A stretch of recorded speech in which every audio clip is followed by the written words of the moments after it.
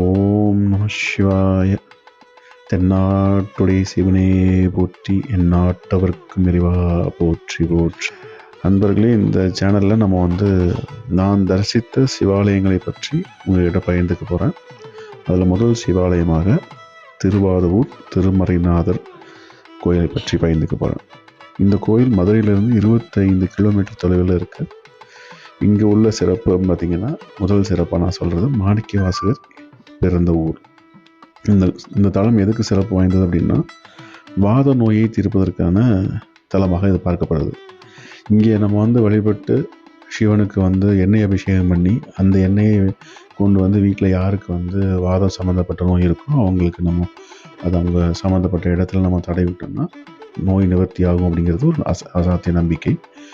இந்த கோயிலுக்கு எதிர்ப்புறத்தில் ஒரு கடை இருக்குது. அங்கேயே நம்ம தேவையான எண்ணெய்களையும் பூஜை பொருட்களையும் வாங்கிட்டு கோயில் நிர்வாகத்தில் அதுக்கான கட்டணத்தை செலுத்திட்டோம்னா காலை 11 மணிக்கு நடக்கக்கூடிய அபிஷேகத்தில் அந்த எண்ணெயை பயன்படுத்தி அபிஷேகம் பண்ணிவிட்டு அதை எடுத்து வச்சு நம்மகிட்ட கொடுப்பாங்க. வீட்டில் நம்ம பயன்படுத்தலாம்.